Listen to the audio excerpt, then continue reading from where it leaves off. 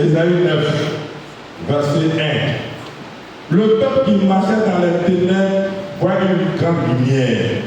Sur ceux qui habitaient le pays de l'ombre de la mort, une lumière resplendit. 2. Qui rend le peuple nombreux, il lui accorde de grandes joies.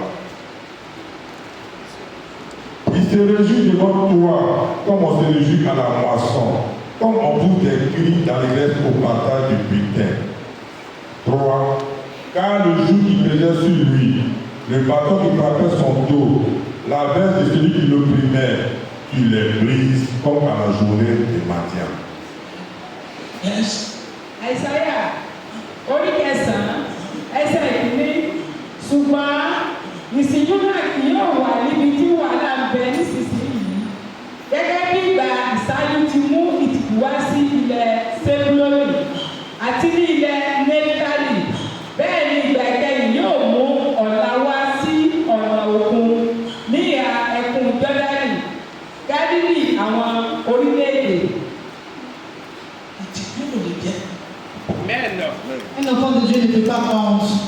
Amen. Est-ce que tu fais la volonté de Dieu? Les gens qui ne donnent pas leur vie à Jésus ont toujours honte. Ceux qui n'acceptent pas Jésus comme leur Dieu et les sauveurs. La honte va arriver là où il n'y aura pas la solution pour eux. Fais la volonté de Dieu. Le reste, Dieu va te le donner. Aie la crainte de Dieu. Pour le respecter. Il faut fuir le péché. Fuis le péché. Fuis le péché. Il n'y a pas quelqu'un qui suit Dieu et qui aura la honte. Personne ne pourra faire la volonté de Dieu et puis il va avoir la honte. Personne ne peut tenir avec Dieu et puis il va avoir la honte. On n'a pas tout ça dans la Bible. Et ce qui n'est pas dans la Bible, c'est zéro. Aie le temps pour Dieu. Lui aussi il aura du temps pour toi. Il ne faut pas juger Dieu. Il ne faut pas barbader. Il ne faut pas barbader. Il ne faut pas murmurer. Voilà ce que je veux. Maintenant, Seigneur, il y a quoi? C'est dans ça que toi, tu te mets dans les problèmes. Il faut toujours le louer. Seigneur, je te remercie pour ce que tu as préparé pour moi. Je te dis merci parce que tu connais le début et la fin de ma vie. C'est toi qui sais là où tu m'as accompagné pour arriver. Et c'est toi qui sais là où tu as encore m'accompagné. Père, je te remercie. Et il a déjà compris. C'est ça que le sacrifice et la joie. Sacrifice et la joie, il faut le donner à Dieu. Les sacrifices et la joie pour Dieu. Ce n'est pas le cola. Vous le laissez cola au marché. C'est vous qui avez fait que le poulet est devenu cher. Vous laissez le poulet. Laissez, on va gagner poulet pour payer pour manger. Et si tu veux acheter un poulet qui a 7 cornes, ça ne peut pas faire quelque chose dans ta vie. Si bien est devenu cher au marché, c'est vous. Tu te promets de payer le mouton partout. Même si on a tué 20 000 moutons, ça ne peut pas changer quelque chose dans ta vie. Le sang de Jésus te suffit. Le sang qui abat tous les sangs.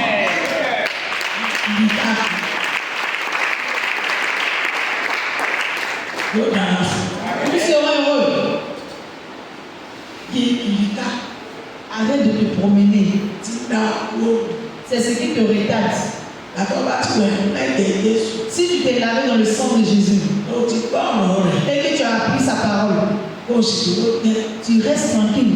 Arrête de courir plus que Dieu. La course avec Dieu, c'est de prier. Et que la servante de Dieu prie pour toi. Et puis tu sors encore. Tu t'en vas chez les papas là. Dis-moi, depuis que tu as commencé à te promener là, qu'est-ce qui a changé dans ta vie? Il faut laisser le charlatan en paix. Laisse le marabout en paix. Dis à ton voisin, au nom de Jésus, je ne vais pas gaspiller ma vie. Il faut laisser le marabout, il faut laisser le féticheur. Il faut laisser les gens de Lomé aux gens de Lomé. Laisse-les. Faut tenir avec Dieu. Arrête de te salir. Arrête de ramasser les cotonneries pour entrer dans ta maison. On dit écoute la parole de Dieu et que tu seras sauvé. Nous serons heureux. Ẹsẹ̀ kejì, àwọn ènìyàn tí ó ní ní òkùnkùn rí ìmọ́lẹ̀ ńlá. Quand tu marches dans les ténèbres, quand tu marches dans l'ombre, tu vois la lumière. Àwọn tí ń gbé ilẹ̀ òjijì kú lára wọn ní ìmọ́lẹ̀ mọ́ sí.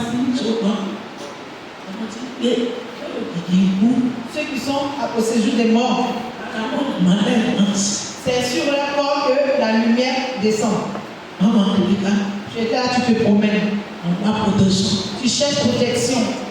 Maintenant, la personne qui tient avec le Seigneur, est-ce que tu peux être plus mieux que cette personne? Reste tranquille. Arrête de trahir. Tu trahis Dieu. Parce que tu as envie de faire prière. Pas ton badrate. Tu as failli répondre Jésus. C'est toi qui m'en as pas. Il va leur attendre à la fin. On d'aller au long. Ce que tu demandes, tu ne peux pas. Ils ont bien au riba. Parce que c'est une manière de respecter à Dieu. Ils ont pas arrivé là, ils font l'homme.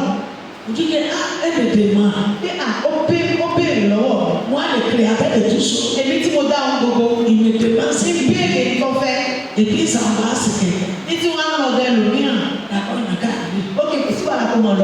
C'est là, non, mais. On a là, il veut mon PC. Elle ne prie pas comme toi. Elle dit, tu vas droit à pied. Il croit. Si on va pour l'homme, on dit. Alors aussi. Elle est tombée. Yo, why you on them? People need to come back to l'homme. What's that?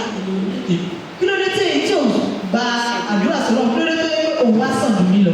Ẹsẹ̀ ti fẹ́ pẹ̀sìtà kí. Ṣé òun ṣèfẹ́ ọlọ́run? Ẹsẹ̀ ti fẹ́ ṣèfẹ́ ìwé. Ṣé òun ṣe tọ́lọ́run fẹ́? Ìyàpọ̀jẹ́ àbí ìbran. Ọwọ́ sọ funfun. Sábàpọ̀ ọ̀pọ̀lọpọ̀ ti. Ọ̀wá okú ẹ̀ òfin rárá. Ọ̀dà àwọn ọ̀lẹ́. Ọlọ́run ni ọ̀dà náà mọ̀ lọ. Ṣíṣẹ́ ìrìn lè kú rí. Tó bá sáré tán. Tí ayé ọ̀bà létí. Kò wá. Ṣíṣe àrídá ò sí. Táyé ìbá sì létí. Láti ètò rẹ̀ náà. Yóò bọ́ náà wà pàdé. Yes. Bàbá. Ẹsẹ̀ kẹta, ìwọ ti mú orílẹ̀-èdè nìbí sí púpọ̀ púpọ̀. Ìwọ sì sọ ayọ̀ di púpọ̀ fún wọn. Wọ́n yọ̀ níwájú rẹ gẹ́gẹ́ bí ayọ̀ ìkórè àti gẹ́gẹ́ bí ènìyàn ti yọ nígbà tí wọ́n pín ìgbógun. Au nom de Jésus. Alléluia. Nous serons en joie. Du ìkórè lọ. Comme à la moisson. Yóò dára fún wa. Nous serons heureux. Du ìkórè lọ. Comme à la moisson. A ó ṣe rere. Nous réussirons. Du ìkórè lọ. Comme à la moisson. Ọlọ́run máa ń sọ̀rọ̀ kàṣẹ́kàṣẹ́. Dieu parle avec autorité. Ọba ìṣe sọ̀rọ̀ bẹ́ẹ̀ máa lò. Et quand il parle, c'est ainsi que ça agit. Yóò dára. Nous serons heureux.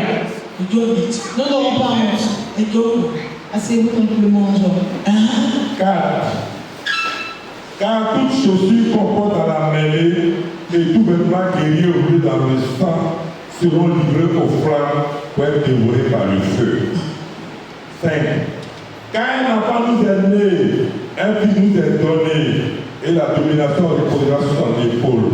On l'appellera admirable, conseiller, Dieu puissant, Père éternel, Prince de la paix. Yes. Ẹsẹ̀ kẹrin, nítorí wọ́n sẹ́ àjàrà irú rẹ̀ àti ọ̀pá ìjìká rẹ̀, ọ̀gbọ́ àìnílára rẹ̀, gẹ́gẹ́ bí ní ọjọ́ Mídíánì.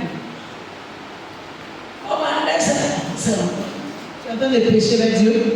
Quand tu décès, Quand tu pêches, Dieu ne crie pas. mais le règlement de compte court. Mais tu verras le règlement de compte de Dieu.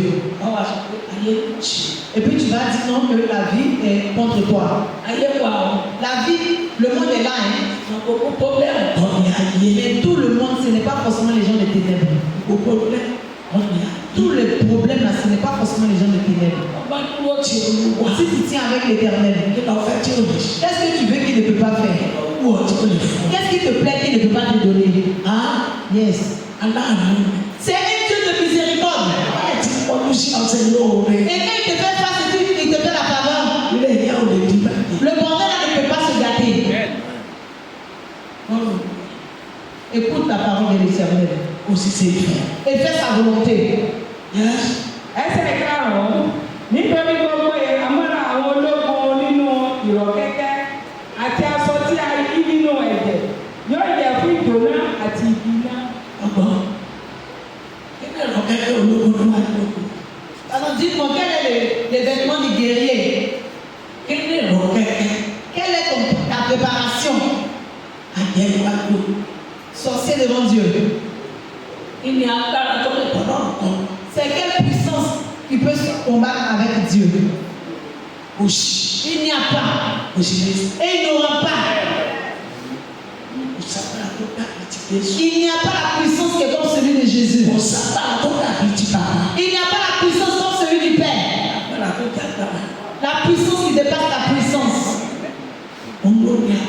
C'est lui qui a la puissance. C'est lui qui a créé la puissance. C'est lui qui a créé toutes choses.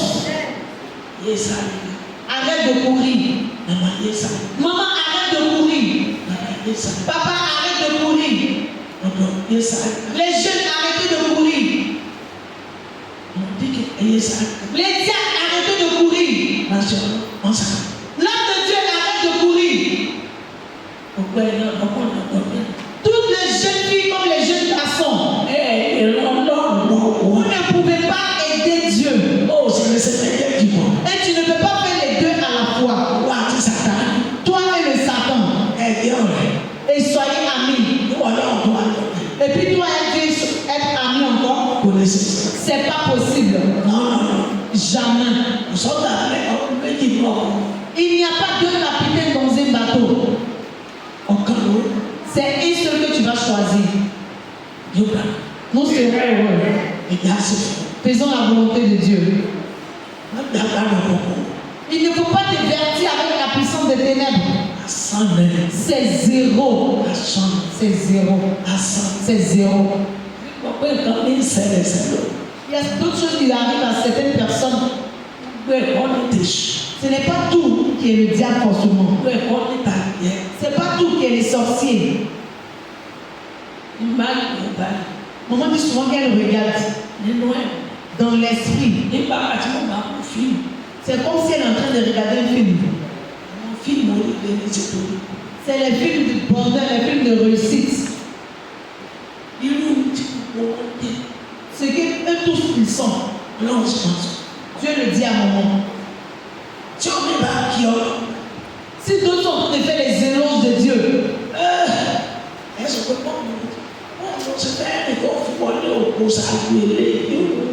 quand tu vas les voir faire les éloges de Dieu, comme tu as dit, comment est-ce que tu vas t'arranger pour entrer dans la maison de la gloire avant cette personne?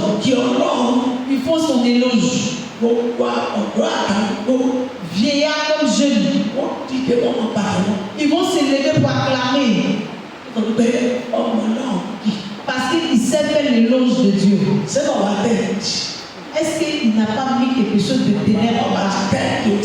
Si tu as déjà mis quelque chose de noir en bas, c'est que tu as gâché ta vie. Tu t'es mis dans des ennuis. Tu ne peux pas mélanger le noir et le blanc. Ce ne sera pas possible. Enfant de l'alliance. Amen. Ne mélange pas le noir et le blanc. Il ne faut pas laisser vont te blaguer. Il ne faut pas laisser vont te mettre dans des ennuis. Ceux que leur vie est déjà contre eux-mêmes. Il ne faut pas laisser vont te mettre aussi dans des ennuis. Si tu as vu l'homme de Dieu qui a ouvert la bouche comme ça, le feu.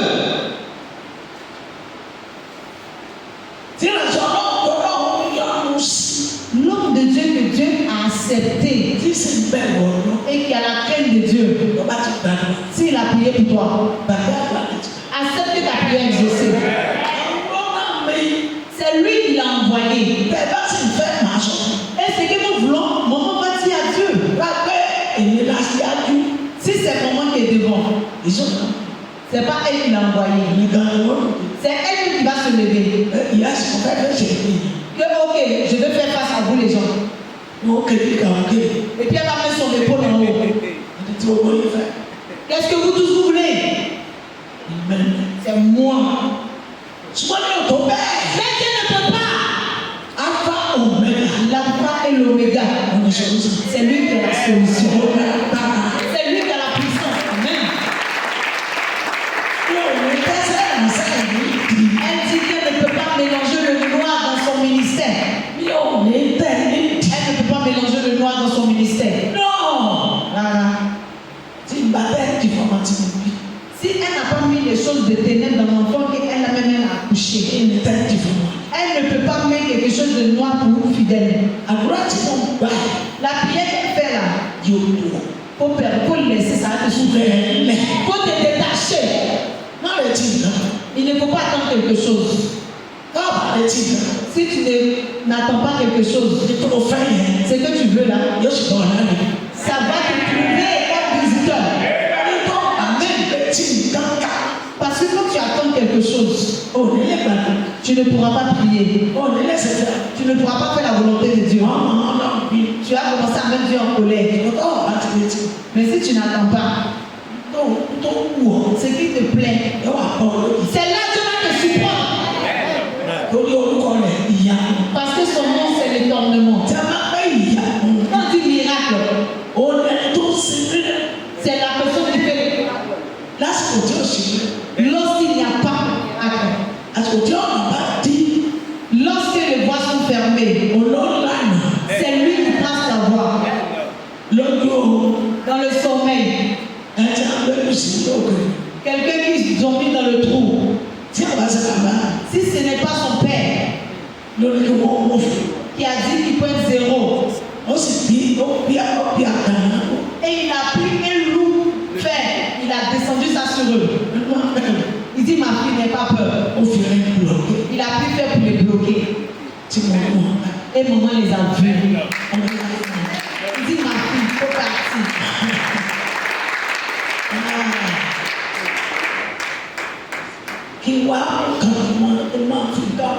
Et si elle avait mélangé son ministère, prenait quelque chose de noir pour mettre sous son oreiller, c'est qu'elle va pour se pomader, c'est qu'elle l'a mis dans son armoire. Tu ne vas pas se mêler à ça même. Il va dire ce que tu as réuni dans la maison. Il faut aller ça te défendre. Mais il sait que maman a placé sa confiance en lui. Vous les yeux d'oiseau, quand vous voulez tenter, le Dieu, le Père de maman, il est avec elle. Parce qu'elle ne va pas mourir. Si ce n'est pas mourir, glorifiez le nom du Seigneur. Tu ne peux pas arrêter maman. Au nom de Jésus, tu ne pourras pas l'arrêter. Dans le sommeil, tu ne peux pas. Parce qu'elle est à Jésus. Elle est en Jésus. Jésus en Seigneur. Maintenant, c'est par où ta main va t'atteindre. Attends, dis-moi, est-ce que tu as un couteau pour opérer Dieu? Pour sortir Jésus. Tu as un couteau pour opérer Jésus. Pour enlever la maman prophétesse. Tu as eu des ennuis. Tu ne peux pas tirer fidèle de l'alliance. Fidèle de l'alliance, il ne faut pas mal sauter. Restez tranquille. Soyez heureux. C'est le bordel qui sera pour nous. Si on nous met le mange. Nítorí adé ọmọ fún wa, a ó fi ọmọ ọkùnrin kan fún wa.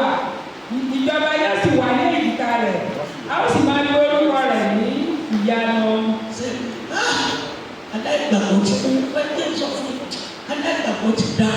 Vraiment, toi qui ne crois pas, là, vraiment, tu as eu des ennuis. Tu as eu des problèmes. Jésus n'est pas encore arrivé au monde. Et puis son nom est déjà là. Le Sauveur. Et on a mis au monde pour nous. Le Sauveur. Qui est né pour toi. Et moi. Attends, il ne suffit pas de moi. Qui dépasse le Sauveur dans ce monde? Il est où? Il est où? Dites-moi, il est où? Qu'il te suffise.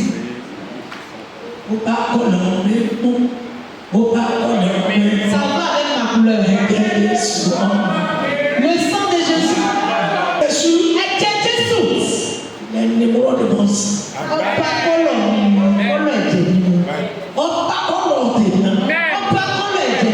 Ça va avec mon sang. J'ai placé ma confiance en lui. Il dit si je marche dans le feu, le feu ne va pas me brûler. Si je marche dans les piquants ne vont pas me piquer.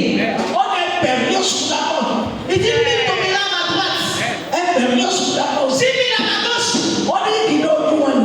De mes yeux je le verrai. Mon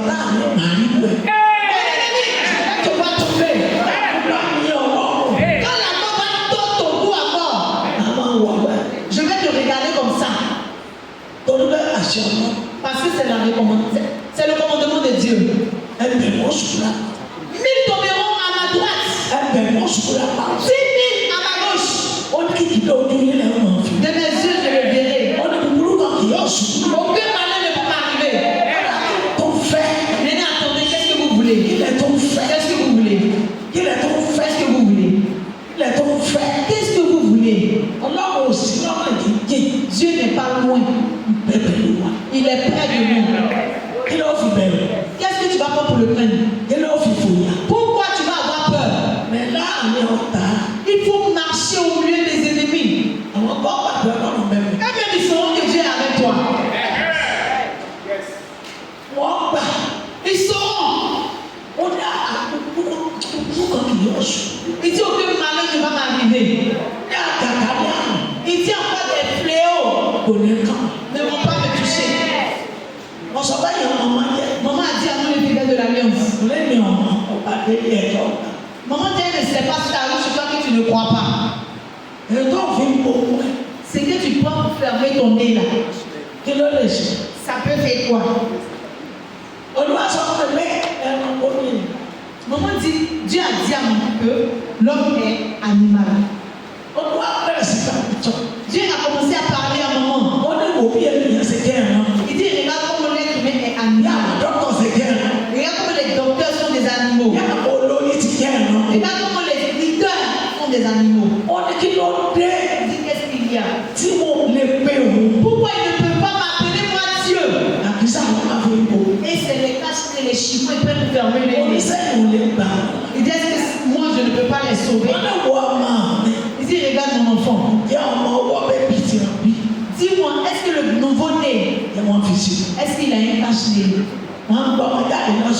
On sort les bébés de l'hôpital. Il n'y a pas de cache-nez. L'enfant ne meurt pas. C'est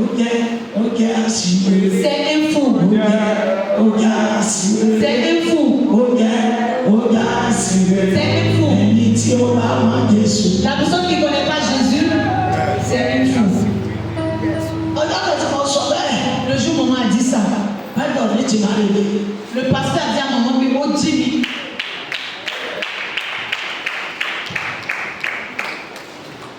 Un grand Pasteur là, on est ma sœur. on est arabe. Et tu Jimmy Bay. Parce que j'ai demandé, Mais tu dis que mon père, pasteur, mon père, pasteur. Tu es en train de bien cacher là. on demande de voir ça. Maman dit, il ne faut pas tenter ça pour venir chez moi. Toi, tu es pasteur, Et Dieu pasteur. tu vis ton nez Un bon. à côté de toi. Il doit le gagner. La parole de Dieu dit, Ọ̀rọ̀ Ọlọ́run ní les maladies, plein de maladies, àìsàn sí àìsàn. ça ne peut pas arriver chez vous. Kò ní dọ́dọ̀ wa. ẹ̀sán mẹ́kẹ́sẹ̀ mẹ́kọ. láéláé àwọn máa lo káṣí mi. náà rárá. yóò dára. mo ṣe owó yìí. mẹ́tò tó confiance àdé. ẹgbẹ́kẹ̀lé ilé ọlọ́run. mẹ́tò sùnì. gbogbo ìgbẹ́kẹ̀lé wa ni kó wà lórí ọlọ́run. sí ti dọ́ọ̀ dà. tí a bá sùn ó wà pẹ̀lú wa. sí àkẹ́sọ́ kìlá kà ní bẹ́ẹ̀ bá yà sọ fẹ́. tí ìkankan bá fẹ́ ṣẹlẹ̀ yóò sọ fún ìrìnsẹ̀ rẹ̀. ọ̀nà ni mí nàka kù ní kọ́ máa bí wọn. ó ṣe wù kí ọ̀tá mi sáré tó. ìṣẹ̀lẹ̀ àtúnṣe àdìkà náà ní jùlọ. ó sáré ju bàálù lọ yóò mọ léètì. lọ́ọ̀dẹ̀ tó bí sí. lórúkọ jésù kristi. ẹ jẹ́ ká lọ. c'est un autre Clément Jean. Yes. Olùdámọ̀ràn ọlọ́run alágbára bàbá ayérayé ọmọ aládé àlàáfíà. Dis-moi, qui est ton conseiller? Madame, Qui est ton conseiller? c'est Maraboua. C'est Babaláwo. Oh bien sorcier. Àbí àlàáfà. Oh bien sorcier. Àbá àjèjì. Oh bien féticheur. Bí babaláwo. Àbọ̀ ìsàlẹ̀. Ou bien l'idole de ta famille. Bàtọ́ àdúrà. Ẹsẹ̀ kẹfà nítorí àbí ọmọ kan fún wa. Bí àbí ọmọ kan fún wa. Un enfant est né pour nous. Àbí ọmọkùnrin kan fún wa. Àbí ọmọkùnrin kan fún wa. Un fils est né pour nous. Ìjọba yóò sì wà ní èjìká rẹ̀. Ìjọba bẹ̀rẹ̀ ìka Jésù títí Nazareth. La domination repose sur l'épaule de Jésus-Christ de Nazareth. Àwọn àgbà orúkọ rẹ̀ ní ìyanu. A máa pe orúkọ Jésù ní ìyanu. Et nous allons l'appeler miracle. Olùdámọ̀ràn Olùbádámà. Le conseiller. Ọlọ́run àgbà. Le Dieu puissant. ayérayé. Bàbá Le ayérayé. Père éternel. Le Dieu de la paix. Ọjọ́ lọ́ra bíbélì. Va acheter la Bible Kọ́lé mọ́ Ọlọ́run. pour que tu puisses connaître la parole de Dieu. Ọmọ aládé aláfíà. La couronne de la paix lórí omi. Bísà. Gbogbo agbára. Àwọn ọkọ̀ máa bá. Lókè pẹ̀lú ilẹ̀. Àbálẹ̀lámẹ́. Ní ìsàlẹ̀ odò. Àbátúlẹ̀ àtẹ̀. Ní gbogbo ìsàlẹ̀ ilẹ̀. C'est Jésus. Jésù. C'est Dieu qui a fait. Ọlọ́run ló fi fún un. Si Jésus te suffit pas, Tí Jésù bàbá tó ọ. c'est sociologie qui a fait. Inú ẹgbẹ́ àjẹ́ lọ wá wà. Tu vas mourir. Wà á kú. Tu vas aller en enfer. Wà á lọ sí ọ̀run àpáàdì. C'est ça. C'est un petit pas, c'est ça. Wọ́n géèmù fún ọ bó ṣe rí nu bó ṣe Si yẹ kó Jésus rí. te suffit pas, Tí Jésù bàbá tó ọ. c'est que d'abord il va te suffire. Ikú máa tó ọ. Papa mi ni m'a sauvé. Le père de maman a sauvé maman. Lion méje. Lion, 7 lions. Lion méje. 7 lions. Bí a ṣe bẹ̀rẹ̀ ní lójú. C'est comme ça on tue d'autres personnes dans le Ẹ sommeil. sọ fún mi. Vous mes ennemis, vous allez tous périr. Lion méje. 7 lions. Àwọn àyà Avec les mauvaises femmes. wọ́n sì jókòó tì. Et ils étaient assis avec les lions. Ẹ wá gbọ́ Ọlọ́run. Devant le Dieu vivant. Tọ́ bá ti gbẹ́kẹ̀lé Ọlọ́run. Si tu places ta confiance en Dieu, Níbo ló fẹ́ lọ bẹ̀rẹ̀? par la grâce de l'éternel, Ó sì. il n'aura rien. Olùkẹ́ sọ̀kẹ́ bóyá mi ò rí ọ̀run wá. Voilà pourquoi maman a dit pour ne pas que tu penses que peut-être qu'elle t'a pas vu dans le rêve. Ẹ̀rù bẹ́ẹ̀ ó ti yan ọ̀pá ẹ̀. Le lion n'a pas de cabinet arrêté là, c'est ça qu'on va nous tuer. Àwọn kìnìún yẹn Ces lions-là, bí a ṣe gbọ́ ọmọ rẹ̀. la façon dont ils sont accroupis, Wọ́n ṣe bá ils regardent à gauche, à droite. ìkàkọ̀ òdìdé nù. Aucun parmi eux ne s'est levé. Àwọn ìyá yẹn náà òdìdé. Et puis ces femmes aussi ne se sont pas levées. Wọ́n ti gbé wọn dé. L'éternel les a saisis. Yóò dára fún un. Vous serez heureux. Bí a ti bí mi ní ọ̀dàlà. Maman dit depuis ils l'ont accouché, n'a jamais fait ce genre de rêve. Agbára Èṣù dá. Où est la puissance du diable? Où Jésus là? Confiance en l'éternel. Wọ́n sáré lọ bí tí ó ti ṣe ààbò. Arrête de courir pour aller là où il n'y a pas protection. Ọmọ bá bọ̀ sọ́wọ́ dá. Pour ne pas que tu tombes dans le danger. Yóò dára fún ẹ. Nous serons heureux assez pour nous faire Yes. joie. Verset 6. Dans l'empire de l'accroissement et une paix sans fin autour de David et à son royaume, l'affermir et le soutenir par le droit et par la justice, dès maintenant et à toujours. Voilà ce que fera le zèle de l'Éternel des armées. 7. Le Seigneur envoie une parole à Jacob et ton fils Israël. 8. Tout le peuple en aura connaissance, et même les habitants de Samarie qui disent à orgueil et fierté. Sois béni. Amen. Yes. Ẹsẹ̀ ìgbẹ́jọ́ ìjọba yóò bí sí àlàáfíà kì yóò ní ìkẹ̀kọ́. Ìjọba yóò ṣe kí ni? Ìjọba yóò bí sí. L'empire s'accroîtra. Ìjọba yóò fi sí. L'empire va s'accroître. Àlàáfíà kì yóò ní ìkẹ̀kọ́. Àlàáfíà tí ò ní pẹ́. Lórí ìtẹ́ Dáfídì La paix sans fin. Ìtẹ̀dá àti Le lórí trône de ìjọba David. rẹ̀. àti Lórí ìjọba rẹ̀. lórí ìjọba. Et sur son royaume. A máa ṣe kí ni? Táwọn máa tọ́ ọ. Et voilà le ton caca. Dis-moi, qu'est-ce que je recherche? Ìjọ tí mo mọ Jésù, Au moment où le jeune a connu Jésus, tèmi yá. c'est ce jour-là que son enchaînement est décharné. Mo ríran clair. Elle a vu clairement. Kò sí ayé tuntun kan. Et donc ça, c'est encore une nouvelle vie. Àti mo sẹ́wọ̀n tí mo sọ̀rọ̀ fún mi. Depuis, elle est en train de faire le maraboutage, le fétichisme. Qu'est-ce qu'elle est devenue? Jésù ló wá sí. Et Jésus, merci. Ọba mi ti lẹ̀ wá sí. Jésus a fermé la porte de gaspillage. Bẹ́ẹ̀ Place ta confiance en lui. ni bẹ́ẹ̀ bẹ́ẹ̀.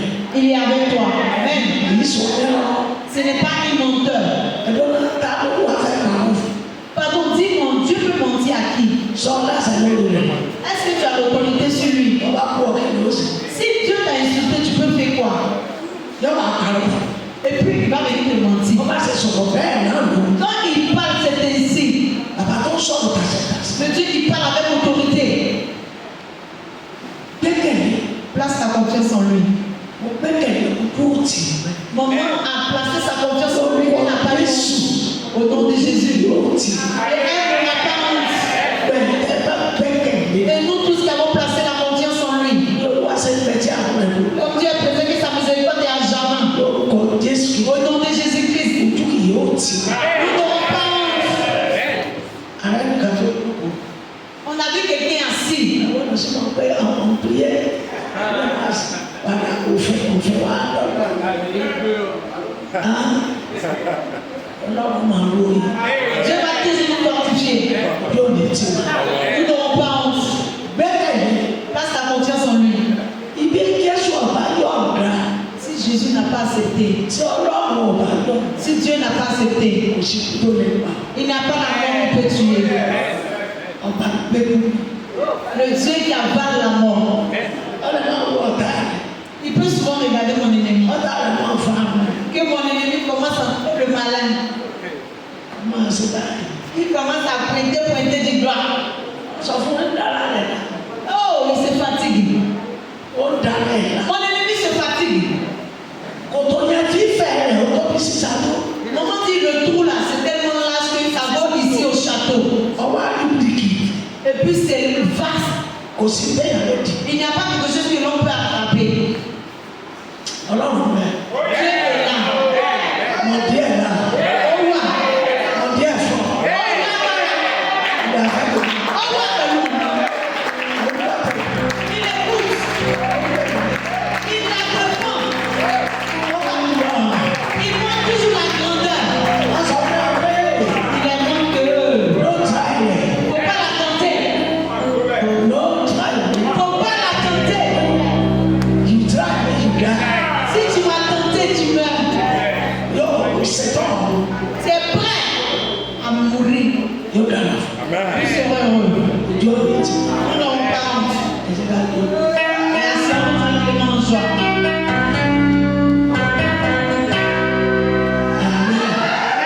Àti láti Ọ̀nà fi tí èṣù bá dé ni. Partout, sur tous les voies où le diable peut passer, si nous tous ensemble. Olúwa ti dì. Dieu a déjà fermé. Yes. àti láti fi ìdí rẹ̀ múlẹ̀ nípa ìdájọ́ Láti fi ìdí rẹ̀ múlẹ̀ nípa ìdájọ́ àti òdodo àti òdodo láti sísí lọ láti sisi. àní títí láé. Mr. Zaman láì ọba títí láì Le Dieu éternel, ọba tí kì í kú. le Dieu qui ne meurt pas, Gbogbo àwọn èèyàn ńláńlá tous les grands types, gbogbo ọmọ ènìyàn tous les hommes, àwọn ọlọ́lá àwọn pẹ̀lẹ́ les riches,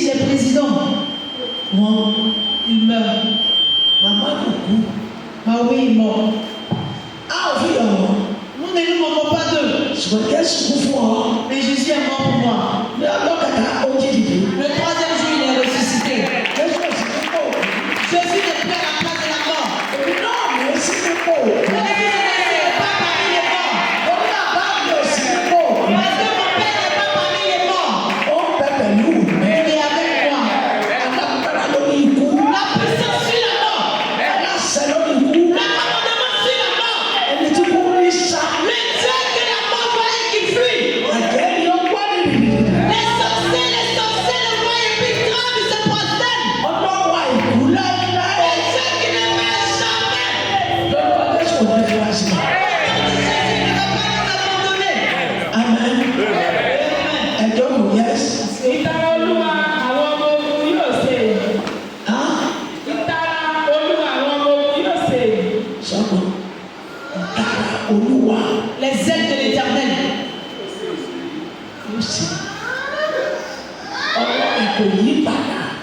La parole de Dieu ne change pas. Qu'est-ce qui te fraye? Dis-moi, tu dois marcher pour faire le malin. La terre appartient à mon Père. Je marche, je vais me et puis la sorcière dit elle est le monde. Oh, non, mais je suis pas dit, c'est mort. Pendant qu'ils sont en train de parler,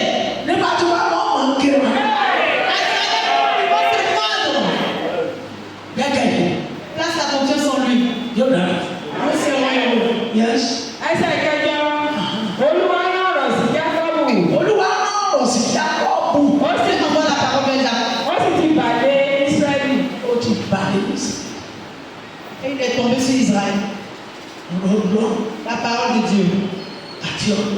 Et Dieu, ne joue pas avec. Faut pas te blaguer toi-même. Yes. Ẹsẹ̀ kẹsàn-án, gbogbo ènìyàn yóò sì mọ̀ ọ́. Éfrámù àti àwọn tí ń gbé Samaria ti ń wí nínú ìgbéraga àti líle àìsàyè. Yes. Gbogbo ènìyàn yóò sì mọ̀ ọ́. Éfrámù àti àwọn tí ń gbé Samaria ti ń wí nínú ìgbéraga àti líle àyàpé. Ils vont reconnaître Dieu dans leur vie. Les sorciers et les sorcières qui ne dorment pas. Et puis là où il malheur pour vous, vous ne pouvez rien arranger. Et vous avez déjà eu des problèmes. Vous n'avez pas la place au paradis. Votre place qui est là-bas, c'est le feu. Maintenant, pourquoi ne pas placer ta confiance en Dieu? Qui va t'effrayer? Si c'est quelqu'un d'autre, ce genre de rêve-là, cette personne-là se met à réfléchir, à penser. Là où maman est, elle s'est souvenue qu'elle a un Dieu. Mais elle sait que cette bataille ne va pas la vaincre. Et elle a entendu la voix. Passe par ici. Je vais te tracer une voie pour toi. Et le trou qu'ils ont fait, Dieu a cassé le trou. Et maman est sortie avec le malin. Maman est sortie avec le malin. Et elle est en train de regarder les lions et les femmes là. Et puis ils sont en train de regarder maman en dernier bouton. Tu peux pas manger ça. Tu vas te manger toi-même. Parce qu'elle n'a pas de problème avec vous. C'est à toi de tu dois changer. Écoute la parole de Dieu sans murmurer. Écoute la parole de Dieu, ça va changer ta vie. Maintenant, si tu dis tu ne veux pas, tu veux attacher cette tube. Il faut dire à tes couturiers, tes couturières, ils n'ont pas de coudre 1 kilote en guille. Ils n'ont qu'à mettre au moins 10 chaînes. Maman Ferrier est venue ici avec ceinture, avec les boutons. Mais c'est la terre qui a attaché tous ces boutons. Si tu es en train de vivre la servante de Dieu,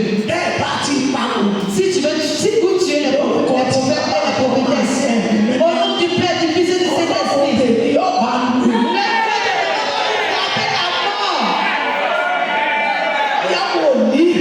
Peut-être des prophètes Tọ́ba fara ti. qui est collé à vous. Elle est ida. Vous pouvez le renverser.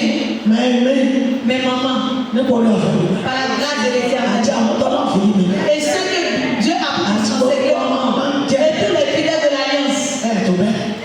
Ẹ lè yí wá dànù. vous ne pouvez pas nous renverser. Ẹ máa wá. Vous ne pouvez pas nous tuer. Mo ní kó gba ìgbàlá. Maman veut que tu prennes le Sáwọn sang. máa sì ní ìdí ìgbàlá. Mais si tu n'as pas besoin du salut, Jẹ́ tu t'assois tranquillement. má tra iná. Il ne faut pas tenter le feu. Má tra iná náà. Si tu as tenté le feu, on ne peut pas te brûler. Mo kò fi. Maman a confiance. Ìbùkún rẹ̀ fún yín. Béni à vous. Yóò dára fún yín. Yes. 9. Des briques sont tombées. Nous bâtirons en pierre de taille. Des sycomores ont été coupés. Nous les remplacerons par des cèdres. 10. L'Éternel élèvera contre eux les ennemis des saints et il amènera leurs ennemis. Kí ló tó fẹ́? Dis, qu'est-ce que tu veux? Tó fẹ́ sọ. Ce que tu veux, là, il faut dire. Iṣẹ́ tí a bá ọwọ́ lókè máa ń jẹ́. Travaille qu'on t'a confié pour venir à l'alliance de Dieu. Pé wọ́n. Faut les appeler rapidement. Adébáyé kẹjọ sọ. Faut aller dans le réunion, là, vous allez parler là-bas. Mo ní kò ṣeé ṣe. Pour dire, c'est pas possible là-bas. Òpin rẹ̀ máa fi ọ́ di.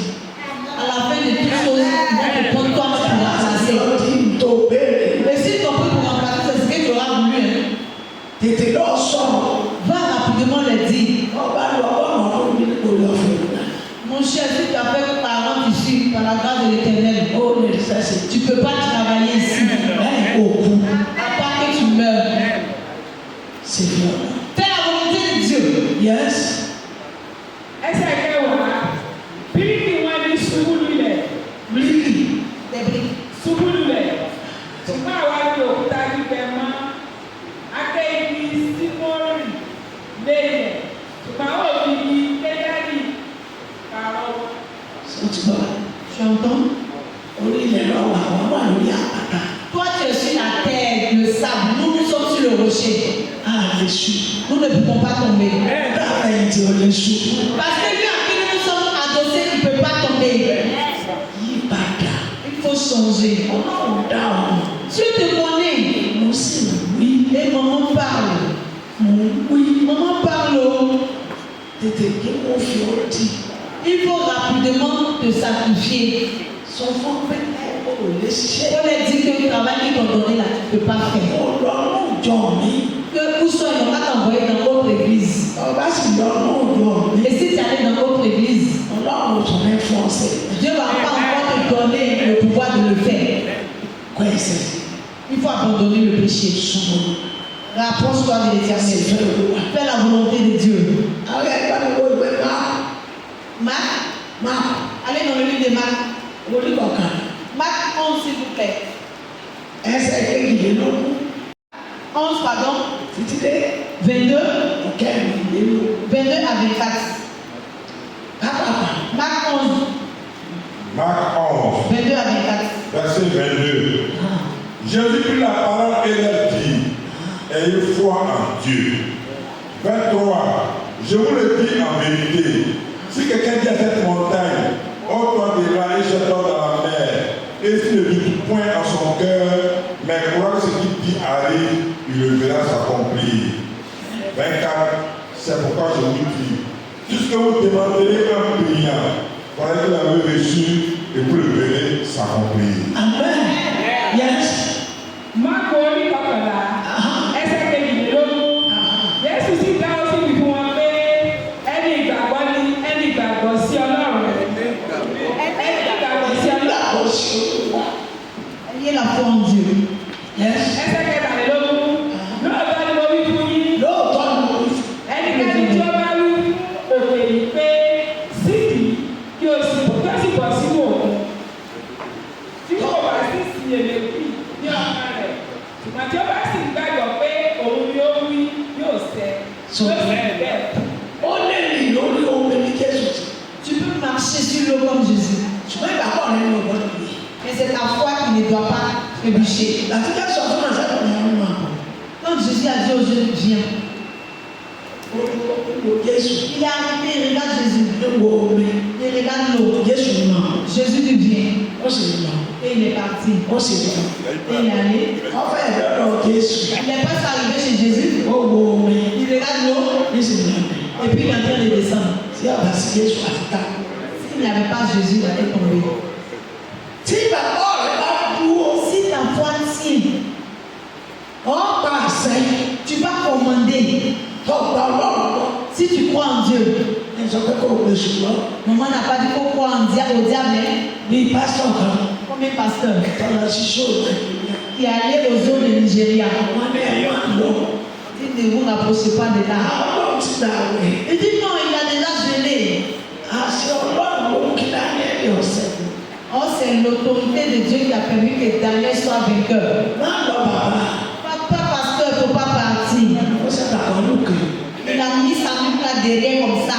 Il a attrapé sa Bible. On n'utilise pas le mal. C'est vraiment un manque de respect. Si tu vas et tu reviens, attends, tu prends Dieu pour qui? Ils vont dire c'est Dieu qui a pris la puissance dans la main du lion. Mais toi le pasteur, tu es en train de marcher pour aller aux eaux. Et puis les fous là-bas disent si Dieu existait vraiment, il devait mourir.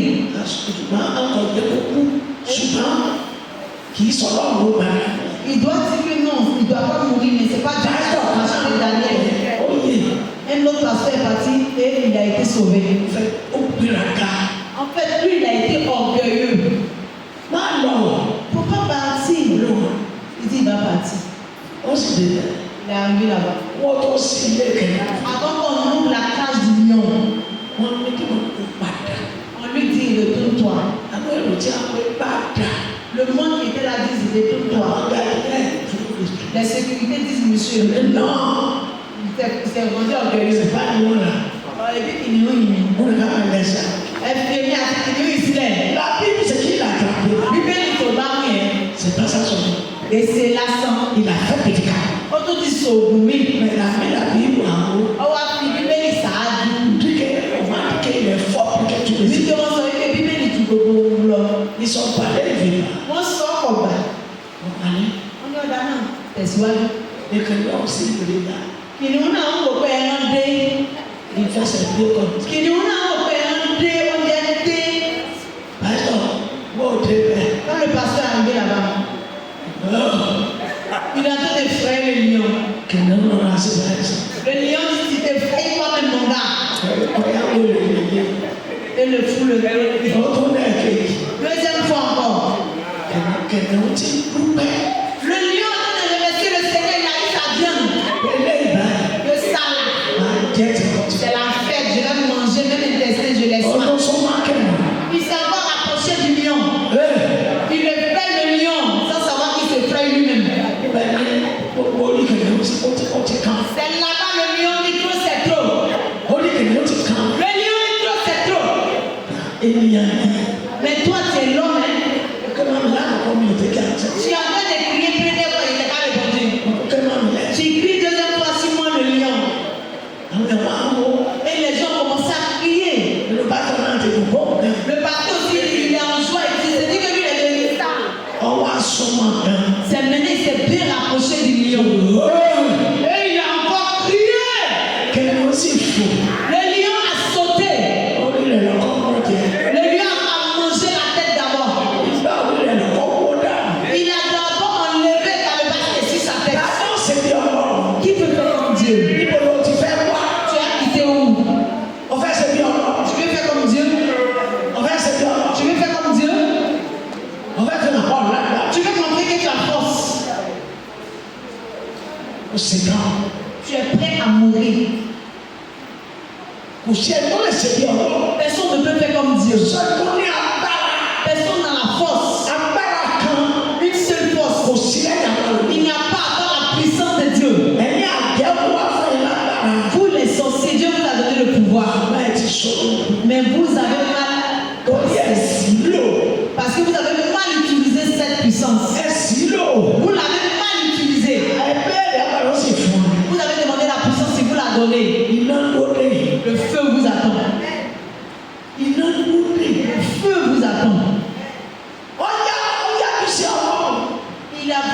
il s'est montré devant Dieu. Alors, Il a mangé même sans laisser la chaussure même du pasteur.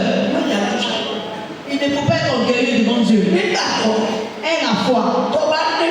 Si tu as la foi, c'est ce qu'on dit on a dit tout à l'heure. Il n'y a pas cette guerre. La montagne de Sion. Allez, déplace-toi, je veux passer. Au nom de Jésus. Avec la foi. Avec la crainte de Dieu. Cette montagne va se déplacer. Cette montagne va se déplacer. Nous n'aurons pas.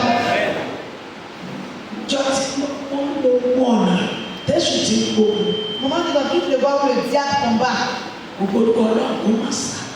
ne peut pas entendre le nom de l'Éternel et puis il ne va pas fuir. Il y a longtemps, ils sont en train de combattre avec ce papa il y a longtemps. Yes. Mais au nom de Jésus, aucun malheur ne va arriver. Parce que c'est Dieu qui est ici. C'est le Père de maman qui est ici. C'est le Sauveur qui est ici. C'est la solution qui est ici. Un papa puissant, c'est lui qui est ici. Aie la foi. Dans ta maison, aie la foi. Dans toutes les voies, aie la foi. Nous serons heureux. C'est vous complément.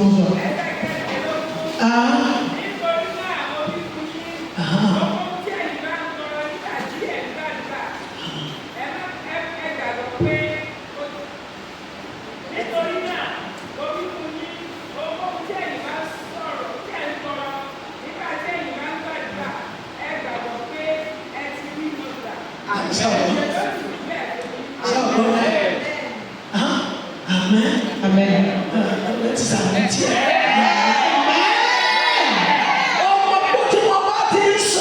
Tout ce que je dis, en priant, tous les villages de l'Alliance et la famille, au nom de Jésus,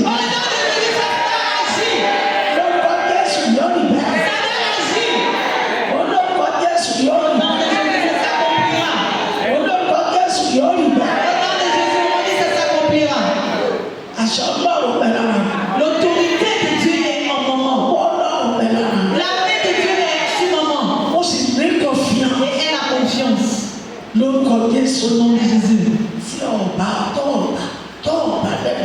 Si tu n'as pas mélangé, aucun malheur ne va tomber sur nous. La miséricorde de Dieu va nous encercler. Nous serons heureux et assurons tranquillement en joie. Ayons la foi. Yes.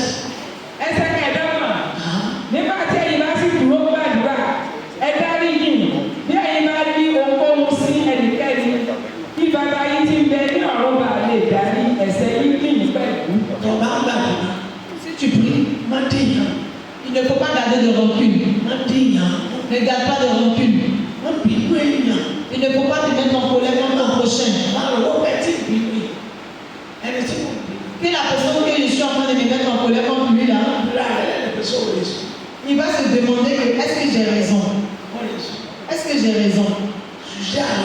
Il faut d'abord toi-même te juger. Pour ne pas que la colère que tu as là puisse le renverser. Nous serons heureux. Nous n'aurons pas honte.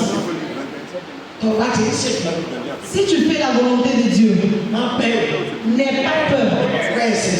Abandonne le péché. Éloigne-toi du péché. Et Dieu va te répondre. Attends, dis-moi, comment est-ce que tu fais pour garder rancune? Mais il n'y a pas cette place en moi. Il n'y a pas cette place dans mon cœur. Si quelqu'un me fonce, si quelqu'un m'offensait, je vais te montrer. Et puis c'est terminé là. Il n'y a pas le temps pour garder rancune. Il n'y a pas le temps pour garder rancune contre quelqu'un. Il ne faut pas permettre qu'il y ait le temps pour toi de garder rancune contre quelqu'un. On va te faire le Si tu sais que tu vas aller dans la maison de la gloire, m'a dit, ne garde pas rancune. tout les Il faut te libérer. Nous serons heureux.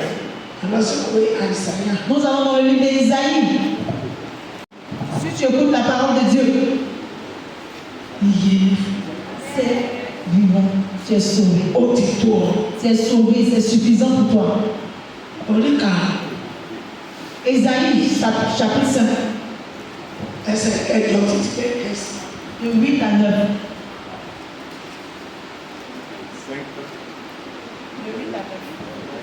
Cinq, títí dé oníkẹjọ ẹsẹ̀ kẹsàn-án lápá. 8 à 9. Ésaïe 5, verset 8. Malheur à ceux qui ajoutent maison à maison et qui joignent champ à champ, jusqu'à qu'il n'y ait plus d'espace et qu'ils habitent seuls au milieu du pays. 9. Voici ce que m'a révélé l'Éternel des armées. Certainement, ces maisons nombreuses seront dévastées. Ces grandes et belles maisons n'auront plus d'habitants. Àìsáyà orí karùn-ún ẹsẹ̀ ìkẹjọ ìgbéni fún àwọn tí ó ní ilé fún ilé tí fi owó kó owó títí ayé kò fi sí mọ́. Tí ayé kò fi sí mọ́ kí wọ́n wà lẹ́yìn kan wà láàrin ìyá ayé. Ẹlòmíì ní owó lè gbé ṣùgbọ́n kò lè fi wúlò fún un. Mais c'est pas pour utiliser ça pour la gloire de l'Éternel. Ẹlòmíì ní ilẹ̀ Beaucoup ont beaucoup de terres. káwọn bá sọ fún Si tu lui dis ilẹ̀ kan yìí que ce terrain, lọ bá hàn sí olúwa il faut aller chercher l'homme de Dieu wọ́n sọ pé òfin olúwa. et dis-lui que tu donnes ça à l'Éternel. Yes. Kò lè ṣe Il ne pourra pas le faire. kò lè ṣe Il ne peut pas le faire. ṣé ègbé wà lójú àbí ìṣe. C'est malheur pour lui ou pas. Ègbé ni fún ọ pẹ̀lú ọ̀rọ̀ rẹ Malheur pour toi et ta richesse. tó fi wúlò fún ọ. Il n'est pas utile à Dieu. Ó kó ẹ̀dọ̀dọ̀ Tu vas tout abandonner un jour. àwọn ọ̀tá rẹ ló pè. Ce sont tes ennemis qui vont les partager. Ìwọ́n sì ti fẹ́ ìlòkè. Or, toi, tu as déjà échoué aussi. Ìtumọ̀ rẹ̀ C'est là. ò ní owó. Tu as l'argent. Ẹnìkan sọ lọ́jọ́ kan Il y a quelqu'un qui a dit ici à un moment un jour On est lion. que sa maison, wọ́n ní yàtọ̀ sí ètò ìpọ́n. il dit, à part ce qu'il est en train de construire là, On est lion. Ti di sàn. il dit, ces maisons valent 100. Ó ti di sàn. Ces maisons vaut 100. Ẹ dákun. Omi de l'eau glacée. L'eau glacée simplement, Kò lè ra fún ènìyàn. il ne peut pas acheter ça pour quelqu'un. Lẹ́yìn tó ń lò yìí ti. À part qu'il va encore te duper. Wọ́n sọ ní owó tó. La façon dont il a l'argent, Ọ̀gá máa ń sọ. lui-même il le dit. Ó ní sẹ́kọ̀n. Lui, c'est 5 francs. Òun ò lè fi wúlò fẹ́. Lui, il peut mettre ça pour aider quelqu'un. Sẹ́nà kò ti dáhùn ìjọba. Vous voyez même ce genre de personnes, il y a déjà eu des problèmes au royaume des cieux. Èmi ni fún ọlọ́rọ̀. Malheur au richard. Tí yóò fi ọ̀rọ̀ rẹ̀ wúlò fún ọlọ́run. Il ne prend pas son richesse pour être utile à Dieu. Ọwọ́ àrùn máyà. Tu as mis ta richesse comme ça sur ta poitrine. Ọjọ́ kan ṣe. C'est un seul jour. Tọ́wọ́ ti gbé kalẹ̀ lọ́sibítù. Si tu as respiré profondément à l'hôpital Àbílẹ̀ owó rẹ̀. ou bien dans ta maison, O tó ní ìṣètì. tout ce que tu as ne va plus t'appartenir. Ṣùgbọ́n ò ní ayé lọ́dọ̀. Mais tu n'as pas la joie aux cieux. N kò lè tó káàdì. Kò fi kankan wúlò fún ọ. Tout ce qu'il a, rien n'est utile à Dieu. Má jẹ́ akọ́rọ̀ jọ kó o sọ̀rọ̀. Ne sois pas un riche et puis être avare à Dieu. O ní kúkú kan lẹ́yìn ọ̀rọ̀. Tu n'as pas de bénédiction à part Dieu. Ìbùkún tó bá rí. La bénédiction que tu gagnes, Má bẹ̀rẹ̀ ká mú bẹ̀ wúlò fún ọ. ne sois pas orgueilleux. Utilise ça pour la gloire de l'Éternel. Fún ọlọ́run. Donne à l'Éternel. Ètò ọgbà lókè. Ça, tu vas le trouver aux cieux. Ètò ọba fi ilẹ̀. Ce que tu vas laisser Káwọn ọ̀tá rẹ̀ ń jẹ. et que tes ennemis sont en train de les Wọ́n manger, jẹ dáadáa. ils vont bien manger. Ilé tó fa ó tún wè. L'argent la maison que tu as gardée, ils vont fouiller les papiers. Kó o kó lọ́mọ rẹ̀ lọ́mọ. Même si tu as mis les papiers dans la main de tes enfants, ils vont chercher à le retrouver. Ọmọ rẹ̀ náà lè gbà ọ́ paradì. Oh mon Dieu, Lè gbà ọ́ lọ. ton enfant ne peut pas te sauver au paradis. Ọmọ tó kó lé lọ́kàn náà ó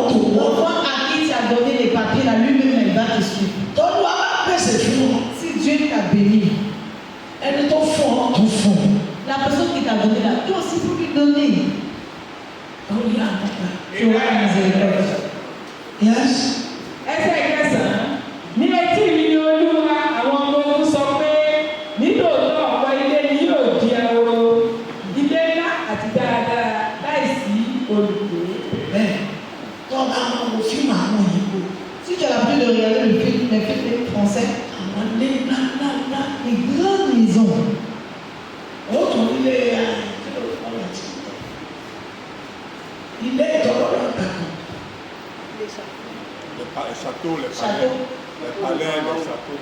Tu vas voir les châteaux, tu verras les palais que les Blancs ont construits.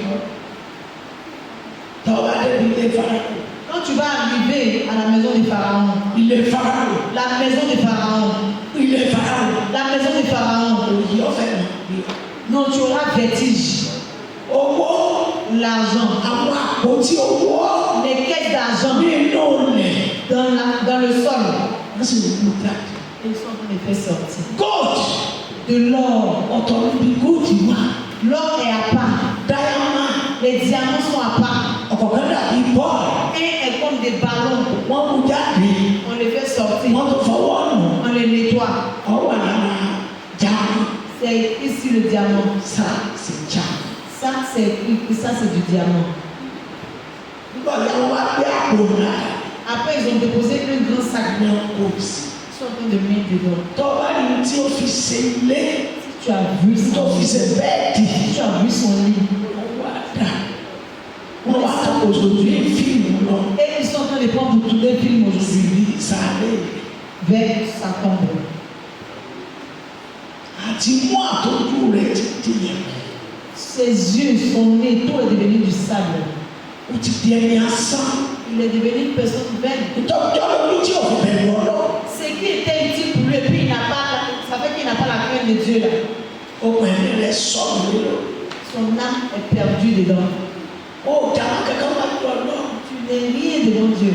Tọ́lọ́run bá bùkún ọdún òfin wúlò fún ọ. Si Dieu t'a béni et que ce n'est pas utile pour sa gloire, ce n'est rien. Bọ́ọ̀ bá yẹ ní ọ̀gá ọ̀kí ló ń bọ̀. Si tu arrives en pour arriver, tu n'arrives pas. Kí n tọ̀? Dis-moi, qu'est-ce que tu apprends? Àwọn akẹ́rì ló ń bí ọ. Les anges même vont te poser la question. Àti mo sọ fún ikú nídìí ọ̀rọ̀. La personne que maman nous a parlé la dernière fois qu'il est mort, Àwọn èèyàn tí wọ́n lọ sí. on dit ceux qui sont allés là-bas, Wọ́n tẹ̀ bá gbọ́ ìpè. on dit si tu entres là-bas, Àwọn ọlọ́run sí. tu auras vraiment pitié. Ó fi owó dá rírà. Il a travaillé avec son argent. Àwọn àti owó òkè. Donc, les gens regardent partout. Ìrètí ó lè wọlé kan. Quand tu marches même là, Pẹ̀lú àwọn ọ̀ṣọ́. tu regardes même là. Il y a tous les gars de corps qui sont là. Àwọn èèyàn wá sọ. Le monsieur l'a dit. Sàbí pitié. Le chéri à nous, Bẹ́ẹ̀ni tó nínú ilé báyìí. quelqu'un qui appartient à ce genre de maison, Wọ́n wà lánà. il est à la mort actuellement. Dìmọ́. Aïe, C'est zéro. ensemble. Nítorí ọba fi wúlò fún ọ. Ce que tu as pu pour être utile à Dieu, Lọ́ọ́ bá lókè. c'est ça que tu vas trouver. Ó sì wúlò fún ìwọ náà mọ̀. Si tu n'as pas aussi été utile à Dieu, c'est ton problème. Ìjọba kò ní wọ́n sí mọ́. Le jour où tu vas mourir, ils vont t'enterrer avec. Ó lè jẹ́ ọ̀dà mi tèrè náà. Ó bí ẹtú lásán náà tó kú. Gbogbo ilẹ̀ àti owó oko lórí sàárè Sì fi ọ̀rọ̀ fais la volonté de Dieu. bẹ̀rẹ̀ ọ̀rọ̀. Aie la crainte de Dieu. Yes, ok. Bẹ̀rẹ̀ ọ̀rọ̀. Ayez la crainte de Dieu.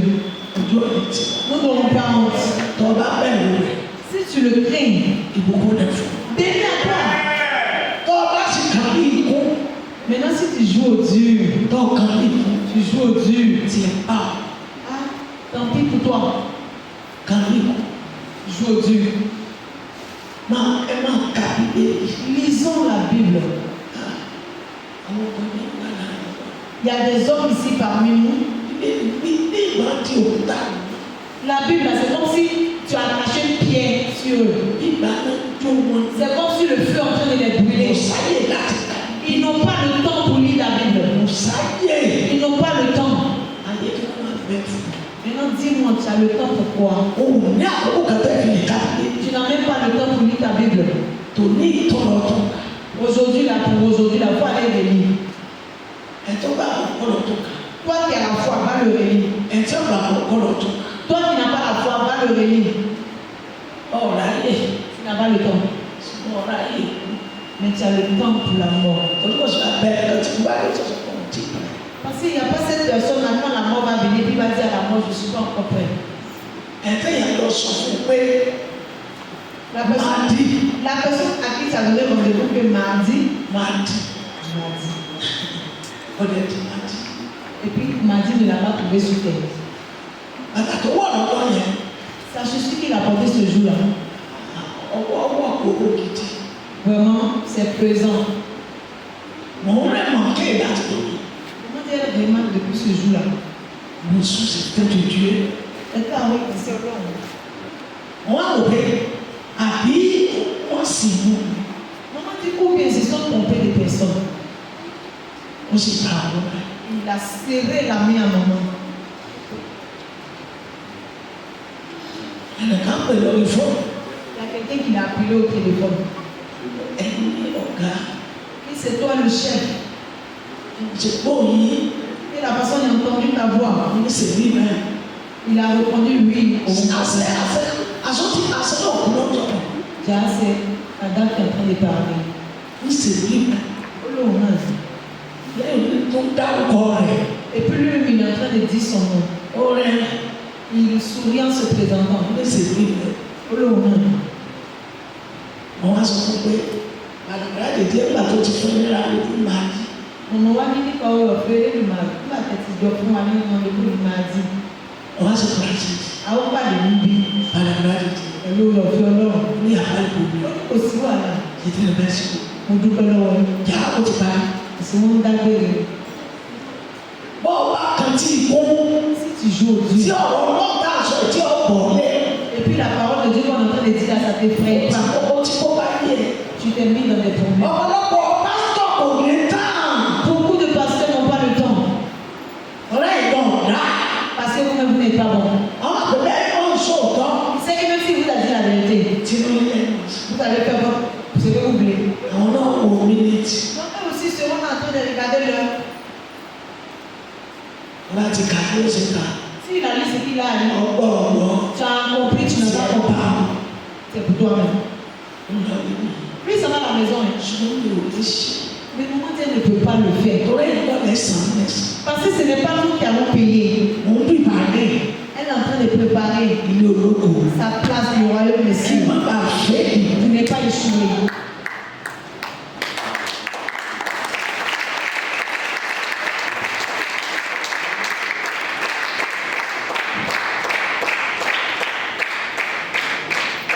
Nous serons heureux. Nous n'aurons pas honte. Nous allons nous tenir debout pour faire la prière.